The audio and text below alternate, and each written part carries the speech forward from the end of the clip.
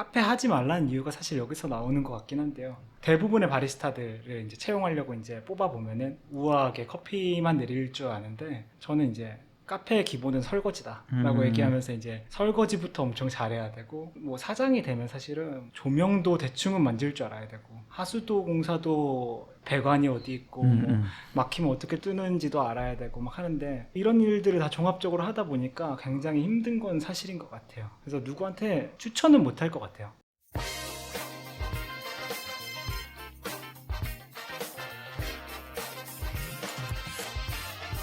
대한민국 사장님들 안녕하세요. 15년째 사업하고 있는 공주원입니다. 자영업위기 동네 카페 사장님들께 유독 가혹한 것 같은데요. 그래서 오늘은 동네 카페 생존법을 주제로 이야기해 보려고 합니다. 저를 도와줄 보조호스트 윤희원 대표님, 그리고 게스트 송찬범 대표님, 신용성 대표님 모셨습니다. 반갑습니다. 반갑습니다. 저는 상업공간을 기획하고 디자인하고 있는 반은 인테리어업자, 반은 공간기획자 공주원이라고 합니다. 간단히 자기소개 부탁드릴게요. 네, 안녕하세요. 저는 영등포구청에서 카페 버킷리스트를 운영하고 있는 대표이자 11년차 바리스타 송찬범이라고 합니다. 네, 안녕하세요. 저는 마포구에서 환대커피워크를 운영하고 있는 신용성이라고 합니다. 저는 최근에 마흔자를 맞고 살이 확 빠진 용산에서 고깃집 운영하고 있는 윤희원입니다. 반갑습니다. 참고로 이제 카페 버킷리스트는 코로나도 버티고 4년째 운영 중이시고, 환대커피는 1년 정도밖에 안 됐는데 인스타그램이 거의 4만 되셨죠? 맞아요. 근데 사실은 이제 카페 창업을 검색하면 그냥 하지 마라는 이야기가 상당히 많아요. 그럼에도 창업을 하신 계기가 궁금합니다. 20살 때부터 제가 할 줄 아는 게 커피밖에 없어서 굶어 죽어도 좋으니까 바리스타로 살겠다라고 약간 부모님한테 이야기를 드린 적이 있었는데, 그래 너가 하고 싶으면 해라. 그렇게 하다가 진짜 하고 싶은 것들을 다 펼칠 수 있으려면 창업이 답인 것 같아서. 그 전에 그러면 직원으로 네, 일을 맞습니다. 하셨던 경험도 있으시고. 네, 2년 카페에서 일을 하고 2년은 이제 군대에 있었는데, 말출휴가 전부터 전화를 해서 면접 날짜를 다 잡고 그렇게. 그 창업이 지금 카페 버킷리스트이시고요.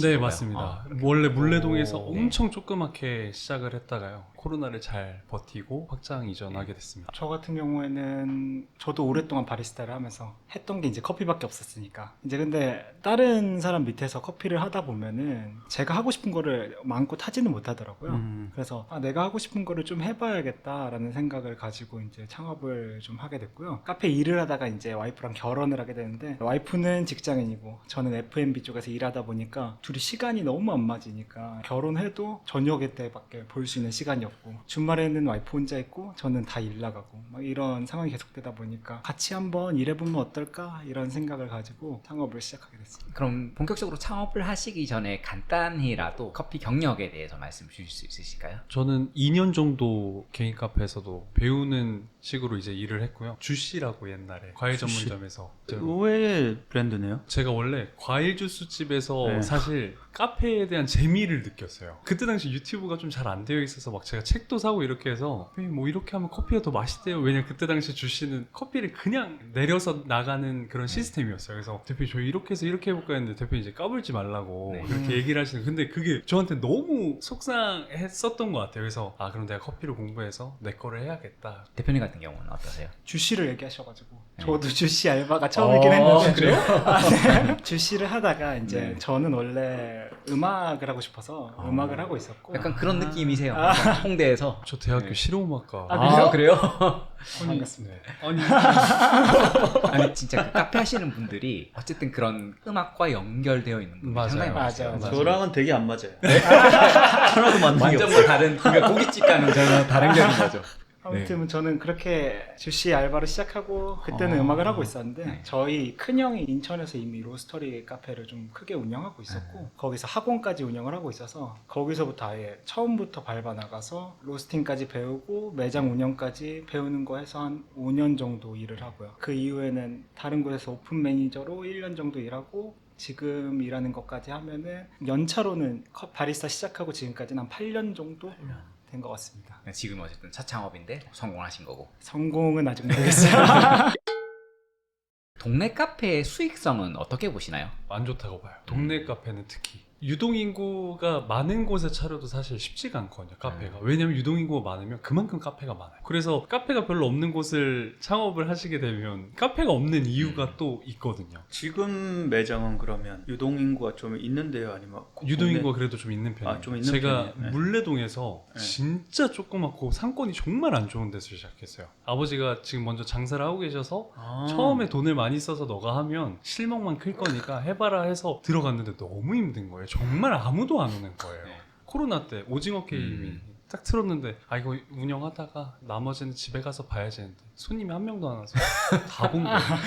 그래서 동네 카페를 할 거면 정말 다른 차별성을 가지고 있거나 네.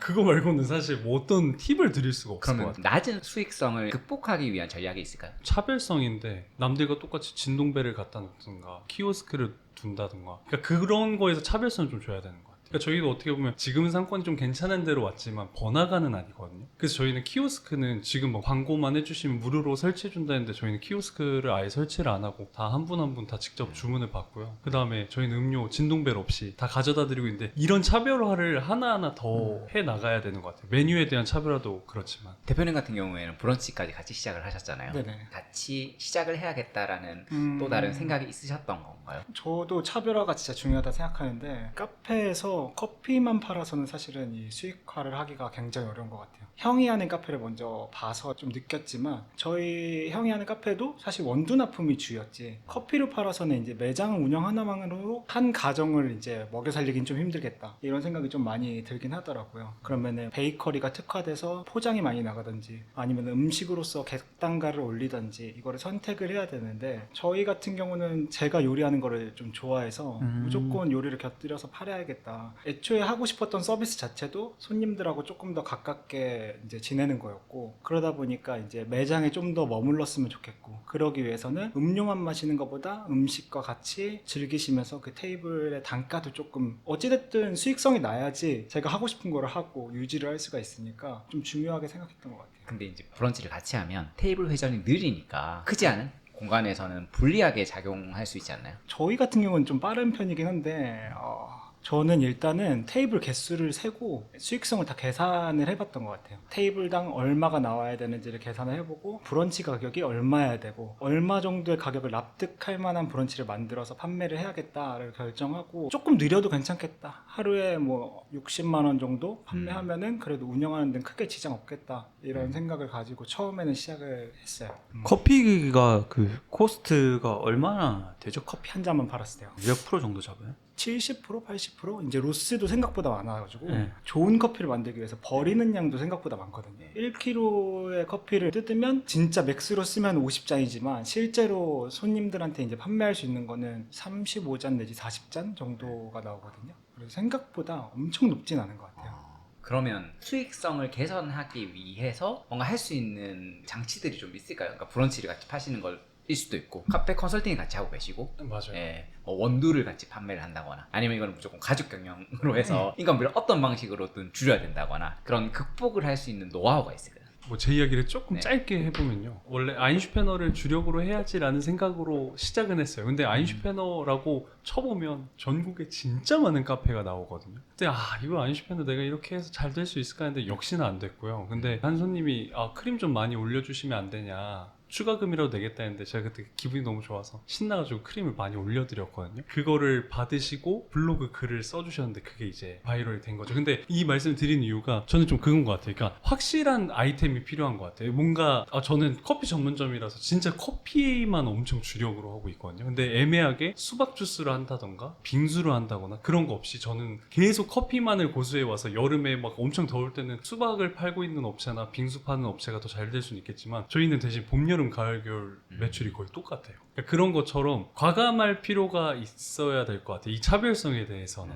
모든 걸 다 잘할 수 없으니 하나의 특화된 강점을 뾰족하게 만들어서 맞아요. 차별화를 시켜야 된다. 그 말씀이신 거죠? 맞아요. 사장님이 헷갈려 하시면 안 돼요. 자기가 뭘 밀고 싶어 하는지를 사장님이 갈피를 못 잡아서 이것도 해볼까 저것도 해볼까 하면은 손님들은 제가 생각해서 더 헷갈려 하시는 맞아요. 거거든요. 그래서 제가 컨설팅 가면 진짜 많이 느끼는 게 대표님 혹시 이 메뉴 나가요? 이렇게 물어보면 아니요. 그러시거든요. 근데 왜 이거를 선택장에만 올 수 있게 왜 이렇게 메뉴를 많이 만들었냐, 안 나가면 빼시는 게 낫지 않냐 하는데, 그분이 항상 하시는 말씀이 그래도 한 잔 나갈 수도 있잖아요, 이렇게 생각하시는데, 그런 좀 과감함이 필요한 것 같아요. 개인 카페로는 하나의 역할을 해야 되는 거예요. 맞아요. 다른 사람들 다 하니까 그렇게 가면 안 된다는. 그렇죠. 막 프랜차이즈는 다 팔잖아요. 진짜 요새 메가커피는 밥도 판다고 막 그렇게 얘기가 나오고 팔고 있습니다. 그런 거를 보고 그럼 우리도 질 수 없지 막 이렇게 하는데, 차라리 그런 부분 지는 게 낫거든요. 프랜차이즈 가는 분들은 딱 정해져 있고 개인 카페만 가시는 분들은 딱 정해져 있어요. 그럼 그분들을 위해서 저희가 할 수 있는 건 뭐냐, 저희의 색깔을 완벽하게 보여주자. 그러면 대표님네 카페의 시그니처는 어떤 거예요? 저희는 제 이름 들어간 송찬몬 커피라고, 이제 시그니처 라떼랑 이제 고봉 크림이라고. 저희는 사실 케이크는 있긴 있지만 사실 다 저희는 메뉴가 커피밖에 안 나가요. 음료 메뉴만. 그래서 하루에 한 500잔에서 600잔 정도 나가고 있는데, 그 중에 아메리카노 비율이 30-40%밖에 안 됩니다. 그래서 저희가 좀 다들 신기하시는 것 같아요. 아메리카노가 20-30%밖에 네, 30-40%밖에 안 나가면 나머지는 다 아인슈페너, 송찬몬 커피, 송찬몬 라떼. 커피. 네. 그래서 진짜 카페 오픈하시려는 분들이 나 커피 좀 내릴 줄 아니까 잘 되겠지 라든지, 아니면 뭐 아메리카노 맛있으니까 괜찮겠지라고 하는데, 사실 베리에이션 메뉴나 아니면 시그니처 메뉴가 맛있어야 아메리카노도 잘 팔리는 것 같아요. 환대커피는 어떤 정체성을 만들고자 하셨나요? 일단은 기분 좋은 카페를 만드는 거가 제일 첫 번째 목표였거든요. 저희가 좋아하는 카페들을 쭉 나열해 봤을 때 여기가 왜 좋지? 라는 생각을 했으면 보통은 이제 응대를 너무 잘하고 접객을 너무 잘하는 곳들이었어서 이런 카페를 좀 만들어야겠다. 그러니까 맛있는 커피는 그때 놀라고 그냥 별로 생각이 안 나거든요. 진짜 비싼 커피도 먹어봤는데 와 진짜 맛있다 이런 생각 딱 한 번 들고 근데 또 사 먹긴 좀 힘들겠다. 그리고 그 다음엔 생각이 또 안 나요. 근데 접객이나 응대가 좋은 카페는 생각이 계속 나더라고요. 한 번 더 가보고 싶다. 그러니까 이런 생각이 계속 드니까 우리가 이런 서비스를 좀 더 구체화해서 왜 기분 좋은지를 좀 더 명확하게 차별화해서 해보면 사람들이 재방문율이 좀 높아지지 않을까? 이런 얘기를 와이프랑 진짜 많이 했고, 여러 가지 설계를 좀 해놨어요. 그러니까 모든 거의 기준은 결정할 때 이걸 했을 때 손님의 기분이 좋아지냐, 이거를 진짜 많이 얘기를 하고 결정한 것 같아요. 구체적으로 네. 어떤 것들을 해요? 구체적으로 들어가면은 일단 손님 눈 보고 웃는 거, 그 다음에 웰컴 티 나눠주기, 메뉴 내드릴 때도 카페 일 오래 하셔서 아시겠지만 그냥 맛있게 드세요 이러고 가시는 분들이 진짜 많아요. 눈을 안 쳐다봐요. 눈을 안 요즘은. 쳐다봐요. 그러니까 그런 것도 이제 사실은 대화를 하는 거니까 대화할 때는 눈을 꼭 쳐다봐야 된다. 이런 거까지 직원들한테 이제 얘기를 하는 편이긴 하죠. 그런 거 사소한 거가 진짜 기분을 그러니까 다르게 해요. 진짜. 어떻게 보면 특별한 게 아닌 거잖아요. 네, 특별한 게 아니죠. 근데 네. 카페에서는 요즘은 특별한 것 같아요. 그게. 맞아요. 맞아요. 그래서 카페가 더 오토로 돌리기가 어려워진 시대가 되지 않았나라는 생각이 더 오히려. 큽니다. 저한테 상담을 요청하신 분들이 저 한 6개월, 1년 하고 네. 시간도 박아놓고 오토 돌리려고요, 이렇게 하시거든요. 그럼 식당을 하시는 게 차라리 나을 것 같아요. 왜냐면 카페가 더 기대하시는 부분이 더 큰 것 같아요. 그리고 막 인스타그램이나 이런 걸 더 많이 보고 오시잖아요, 사실. 맞아요, 카페는. 맞아요. 그렇다 보니까 저희 가게 오실 때도 환대커피 대표님도 충분히 공감하시겠지만 대표님 저 인스타 많이 보고 왔어요, 이렇게 오시는 분들이 거의 진짜 대다수거든요. 그러니까 더 친절해 신경을 많이 쓸 수밖에 반대로 얘기하면 대표님의 캐릭터가 없으면, 매장에 그 캐릭터가 없으면 좀 힘들다. 맞죠. 카페 창업이 어려운 이유로 많이 꼽는 게 경쟁자가 아주 많잖아요. 상권에 경쟁 매장이 있나요? 없나요? 이게 경쟁 매장은 처음에는 이제 프랜차이즈 몇 개밖에 없었는데 이제 한 7개 정도로 갑자기 이제 늘어났죠. 근데 이게 카페 어려운 점인 것 같긴 해요. 네, 저희도 저희밖에 없었거든요, 사실 오픈할 때는. 근데 이제 저희가 잘 된다는 소문이 좀 되고 지금 웨이팅이 좀 있는 편인데, 웨이팅 하고 있으니까 주변에 카페들이 막 엄청 많이 생기기 시작하더라고요. 그럼 질문이, 뒤늦게 생긴 주변의 카페들은 잘 되는 매장이 있으니까 카페 할 수 있겠다라고 생각을 하시고 열었을 거잖아요. 근데 대표님들은 잘 되는 선례가 없는 상태에서 그 입지를 선택을 하셨어요. 그때는 그 입지를 왜 선택했는지와 좋은 입지를 좀 선택할 수 있는 그런 노하우가 있을까요? 저 같은 경우는 처음에 역에서도 멀었고요, 정류장도 멀었고 주차장도 없었습니다. 그래서 확장 이전을 하게 되면 무조건 주차장이 있고 무조건 역에서 가깝고 이런 걸 좀 생각을 했었던 것 같은데요. 특히나 카페 같은 경우가 차 타고 오시는 분들이 진짜 많아요. 의외네요. 지하철 타고 걸어갈 줄 알았는데. 그러니까 카페에서 술을 팔진 않으니까 커플분들은 진짜 다 차 타고 오시거든요. 그래서 주차가 조금 잘 안 되면 역은 무조건 가까워야 될 것 같고, 약간 그런 거를 좀 고려를 좀 하셔야 되지 않을까라는 생각이 있습니다. 대표님은 지금 입시를 왜 선택하셨나요? 저희는 애초에 로컬 카페를 좀 만들고 싶었어요. 팬들이 있는 카페. 그냥 손님으로 오가는 게 아니라 진짜 좋아하는 손님 한 단계를 넘어서 이제 팬이 되는 카페가 좀 되고 싶어서 나이대가 조금 어린 사람들이 많이 사는 원룸촌의 이제 중앙에 들어갔고요. 저희만 하더라도 사실은 카페를 맨날 찾아다니니까 저희는 인천 살거든요. 인천 사는데 서울에서 차린 이유는 찾아오지 않을까라는 생각에 차리긴 했는데 다행히 잘 돼가지고 크게 문제없게 운영은 하고 있는 것 같아요. 근데 여전히 네. 그런 생각이긴 해요. 그러면 어쨌든 카페 창업을 준비하시는 분들이 입지 선택에 고민이 많으실 거잖아요. 입지를 이러이러한 방식으로 선택하라는 노하우가 있다라고 하면 어떤 부분들이 있을까요? 일단 내가 누구한테 판매하고 싶냐를 선택하는 거가 가장 중요하지 않나? 라는 생각은 좀 들긴 해요. 저희 같은 경우는 대흥동에 있는데 서강대도 있고 연세대에서도 오고 홍대에서도 오고 이대에서도 이제 대학생들이 진짜 많이 오긴 하거든요. 저희는 애초에 20대에서 30대 초반까지의 손님들이 많이 왔으면 좋겠다라는 생각으로 마포구 그쪽 지역을 선택한 거여서 내가 누구한테 무엇을 팔고 싶냐가 기준이 확실히 서야지 입지를 좀 정할 수 있을 것 같아요. 그러면 유동인구나 그런 부분은 크게 신경 안 쓰는 거네요. 트래픽이 많은 위치에 굳이 안 들어가도 된다라는 거죠. 네, 저희는 그러니까요. 사실 유동인구 그 트래픽이 5급이었거든요. 진짜 유동인구가 없는 곳으로 들어갔는데 저희 카페 와 보시면 못 찾는 그러니까 분들도 저도 많아요. 지도 찾아봤는데 골목을 계속 들어가야 네, 맞아요. 지식으로 들어갔습니다. 골목으로 들어가야 돼요. 어떤 방향성을 가지고 있다라고 하면 거기가 입지가 안 좋아도 거기에도 어쨌든 카페를 찾는 사람들은 항상 있을 것이니까 경쟁력을 만들 수 있다는 건가요? 뾰족할수록 입지 안 좋은 데 들어가도 된다고 생각하긴 해요. 네. 누구나 갈 수 있는 카페는 대로변에 있어야죠, 당연히. 스타벅스나 뭐 투썸플레이스 이런 데들은 대로변에 있는 게 훨씬 유리하긴 하죠.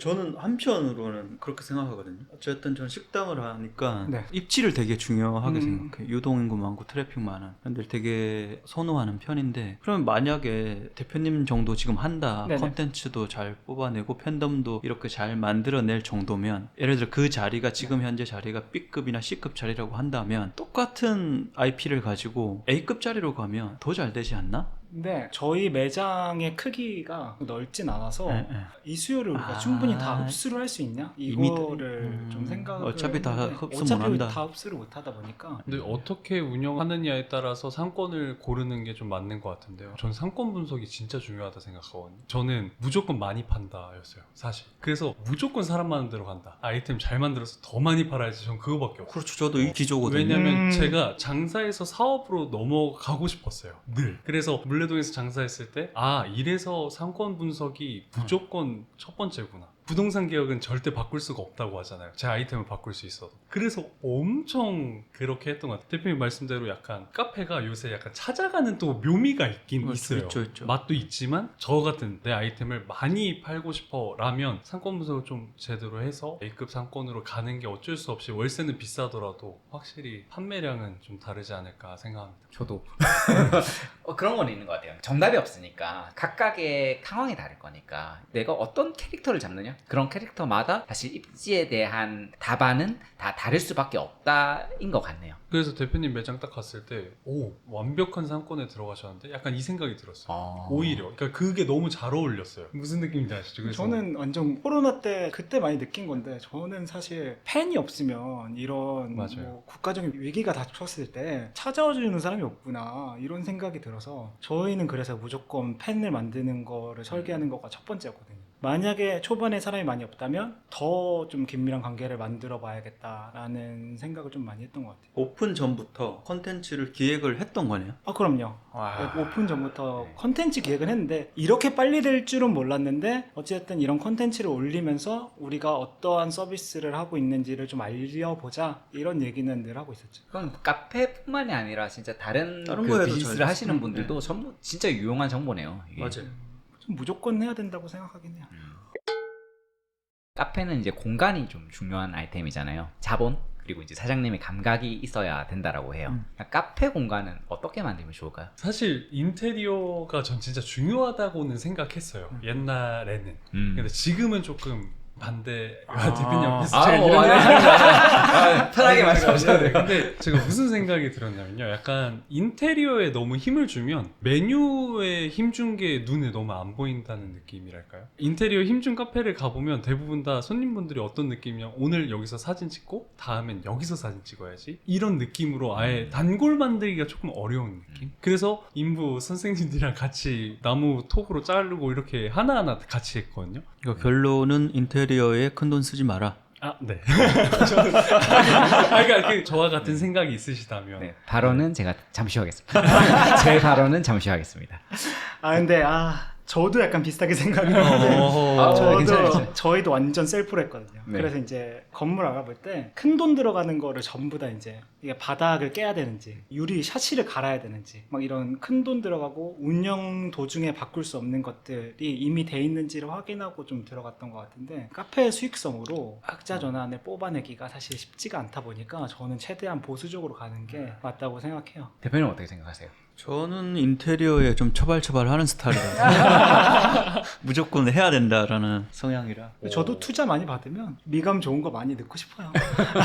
어쨌든 자본이 한정적이다 보니까 네. 그 안에서 최대한 뽑아낼 수 있는 거가 가장 중요하다고 생각해요. 근데 이게 맞는 게 어쨌든 투자 대비 수익성을 볼 맞아요. 수밖에 없다 보니까 맞아요. 이제 그러다 보니까 사실 저희는 카페 프로젝트가 많지 않아요. 프로젝트가 있으면 다 대형으로 넘어가죠. 왜냐하면 그만큼 투자를 해서 수익성을 내려고 하면 카페가 100평 이상이 되어야 되고, 커피뿐만 아니라 베이커리나 브런치나 이제 이런 음식점 같은 카페여야 되는 경우들이 많더라고요. 근데 이제 고깃집은 테이블 단가 자체가 카페의 10배는 되겠죠? 예, 그러다 보면 그만큼 이제 투자를 해서 얻을 수 있는 이제 수익성들이 다르니까 공간에 대한 초기 투자비가 다르게 결정이 되는 것 같기는 합니다. 근데 저 개인적으로는 좀 돈을 많이 쓴다, 돈을 많이 안 쓴다 보다는 각각의 개성이 있는 공간들이 많아졌으면 좋겠어요. 맞아요. 맞아요. 사장님 성격이 많이 보이는 것 같아요. 카페는 특히 더. 그래서 단골 상대로 카페를 운영하고 싶은 건지, 아니면 하플처럼 새로운 손님들을 많이 받고 싶은 건지에 따라서 인테리어를 어떻게 할지, 힘을 더 줄지 아니 힘을 좀 뺄지, 이런 거를 좀 고민을 하시는 게 좋을 것 같습니다. 근데 공간에 대해서는 카페는 확실히 개인 취향이 많이 들어가는 아이템인 것 같다. 네, 맞아요. 생각은 들어요. 그래야만 살아남는다고도 생각해요, 저는. 내가 좋아하는 공간에서 편하게 커피를 내리고 싶다, 이제 이런 생각을 하시는 분들이 많지만 사실 노동 집약적인 일이에요. 대표님 인스타 컨텐츠에 대부분 아내분이 나오신 이유도 뒤에서 열심히 노동을 하고 계시니까 이게 또 카페가 어려운 이유인데요. 노동 강도는 어떤가요? 카페 하지 말라는 이유가 사실 여기서 나오는 것 같긴 한데요. 대부분의 바리스타들을 이제 채용하려고 이제 뽑아보면은 우아하게 커피만 내릴 줄 아는데, 저는 이제 카페의 기본은 설거지다라고 얘기하면서 이제 설거지부터 엄청 잘해야 되고, 뭐 사장이 되면 사실은 조명도 대충은 만질 줄 알아야 되고, 하수도 공사도 배관이 어디 있고 뭐 막히면 어떻게 뜨는지도 알아야 되고 막 하는데, 이런 일들을 다 종합적으로 하다 보니까 굉장히 힘든 건 사실인 것 같아요. 그래서 누구한테 추천은 못 할 것 같아요. 꼭 해라 이렇게는 말 못 할 것 같은데, 그럼에도 하고 싶으면 하는 게 맞죠. 인건비도 문제이지 않나요? 맞아요. 저희 같은 경우는 사실은 서비스가 굉장히 중요한 카페다 보니까 인건비도 다른 데보다 좀 더 많이 들어가고, 버킷리스트랑 비슷하게 저희도 키오스크 절대 안 넣고 진동배 절대 안 쓴다 이런 주의긴 한데, 그러려면 사실 사람 한 명 더 써야 되는 거여서 그 부분이 좀 어려운 것 같긴 해요. 근데 요즘에는 사실 식기세척기도 너무 잘 나오고, 미국 같은 경우에는 완전 자동 머신을 사용해서 서비스에만 집중하는 카페도 생겼다고 해서 우리나라도 점점 그런 서비스에 더 집중하는 카페가 좀 생기지 않을까라는 생각도 좀 있긴 합니다. 대표님 어떠세요? 업무 강도가 생각보다 센 것 같아요. 확실히 커피 내리는 시간이 2시간이면 설거지하는 시간 8시간 정도 될걸요, 진짜. 사실 그리고 또 카페가 소모품이 좀 많아요. 머신기에서도 주기로 바꿔줘야 되는 것들이 있고 막 그렇다 보니까 육체적인 강도도 센데, 사실 저는 기억해야 되는 강도가 너무 이 정신적으로 좀 힘든 것 같아요. 머신기 이쯤 되면 포터필터 바스켓 갈아줘야 돼, 샤워 스크린 갈아줘야 돼, 뭐 이런 소모품 갈아줘야 될 일들이 진짜 많거든요. 근데 그걸 때에 맞춰서 잘 갈아주질 않으면 고장이 나는데, 저희 머신기가 고장나면 장사를 아예 못하니까. 장사도 못하고 머신기도 너무 비싸고. 맞아요. 그러니까 그 고치는데 손해가 돈도 장난 아니죠. 그럼 직원을 교육을 시켜야 되잖아요. 네. 그런 건 어려움은 없나요? 많다고 생각해요. 왜냐면 이거는 욕심부리기 나름이에요. 이게 사장님이 어느 정도의 퀄리티를 원하냐에 따라서 좀 예민하게 반응하시는 분들은 템핑의 뭐 각도나 손목을 어떻게 쓰는지 뭐 이런 것까지 다 보시는데, 이거는 사장님이 얼마나 욕심내냐, 이 부분에 문제인 것 같아요. 매장에서 두 분 다 일하시는 거죠. 와이프하고 맞아요. 대표님하고 같이. 동네 카페 장점이자 단점인데 사장이 일을 해야 된다는 거가 진짜 힘들고 저희도 사업화에 대해서 고민을 진짜 많이 하는데 우리가 지금 빠질 땐가 약간 이런 부분을 고민을 좀 많이 하고 있긴 해요. 요즘에는 카페를 쉽게 생각하는 분들이 예전보다는 덜하죠.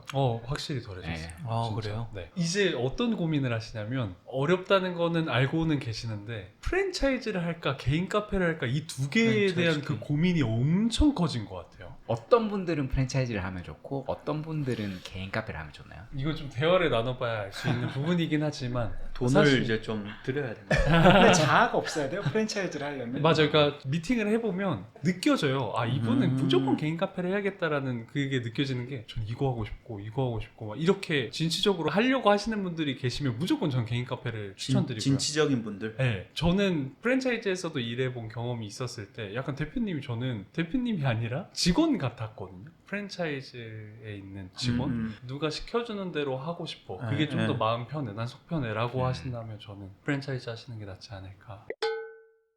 두 분 매장의 영업 시간과 가격 전략도 좀 궁금해요. 두 카페가 좀 사실 차이가 있잖아요.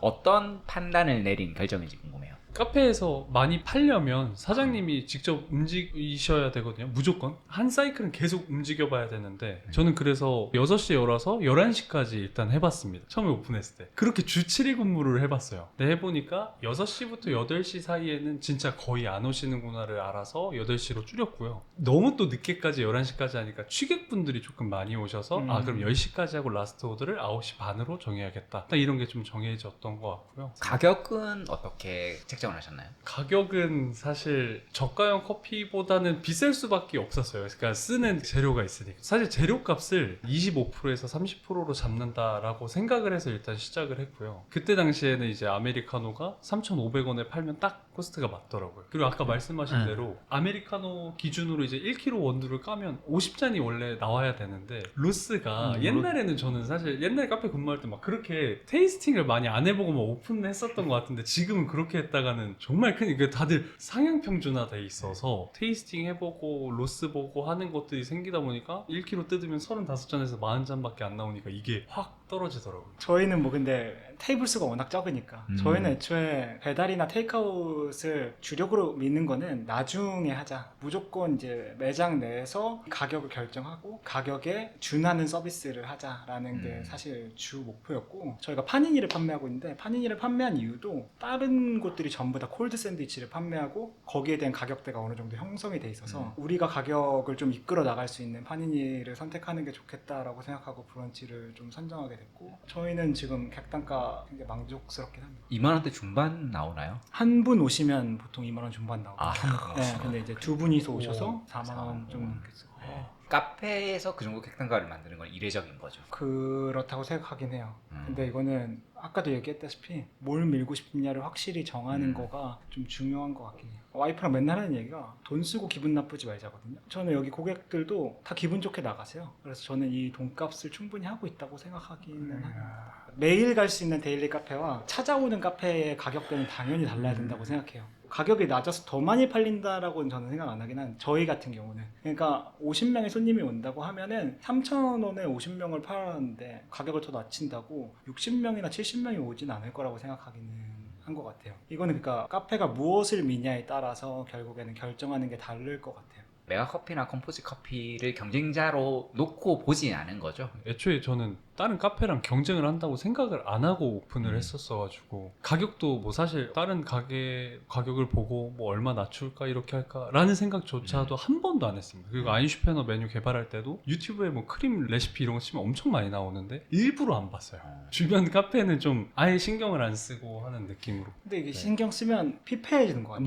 맞아요. 네, 오히려. 내가 가고 싶은 길을 가야지 거기에 맞는 손님들이 찾아오는데 다른 카페를 신경 쓰면은 이도저도 아닌 제 카페가 될 색깔을 확률이 잃는 좀 거죠. 네. 아까 말씀드린 대로. 아까 저희가 이야기를 나누는 와중에도 뭐 몇 번 언급이 되긴 했지만 운영을 해 나가면서 겪는 그런 어려움도 있었을 것 같아요. 어떻게 대응을 하셨는지 또 어떻게 대응을 하면 좋을지 좀 노하우 부탁드릴게요. 있어요.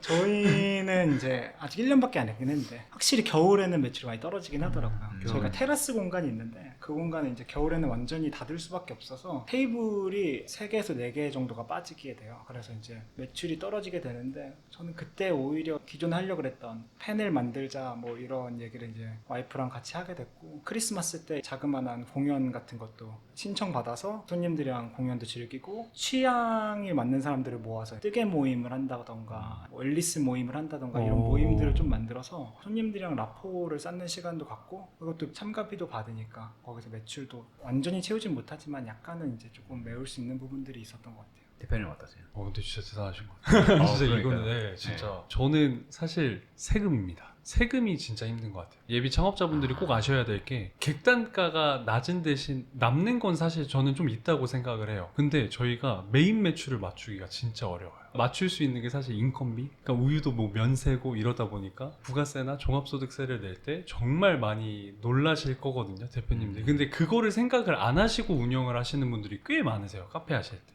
원래 무장사가 많이 남는다고 하는데 많이 남기 때문에 세금을 많이 낼 수밖에 없거든요. 근데 그거를 꼭 카페 사장님들이 꼭 아셨으면 좋겠어요. 결국 동네 카페가 생존을 하려면 어떤 방향으로 카페를 만들고 운영해야 할까요? 한번 마지막으로 정리를 해주시면 좋을 것 같아요. 가장 중요한 게 무엇인지.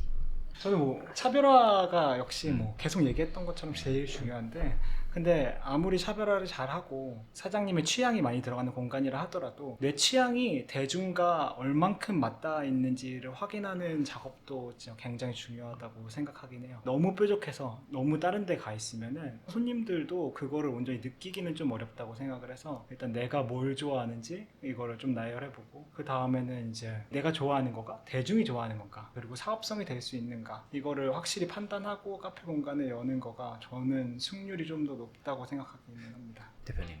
저는 모든 사업하시는 분들이 공감하시겠지만 꾸준할 수 있는 사람이 하셨으면 좋겠어요. 특히 카페는 사장님이 당연히 처음에는 막 신나서 이쁜데 공간 만들었어 이렇게 하고 막 한 2, 3개월 가지고 저는 사실 2, 3개월도 안 간다 생각하거든요. 사장님들의 그 에너지가. 그래서 저는 늘 마음속으로 꾸준하자. 난 어제와 같았나? 내일이 오늘보다 더 나을 수 있을까 하고 늘 꾸준함에 대해서 엄청 많이 되새기는 것 같아요. 동네 카페가 성공을 하려면 살아남으려면 꾸준해야 되지 않을까라고 말씀드리고 싶습니다. 1부는 여기까지 마치도록 하고 잠시 후 2부 시작하도록 하겠습니다. 감사합니다. 감사합니다. 감사합니다.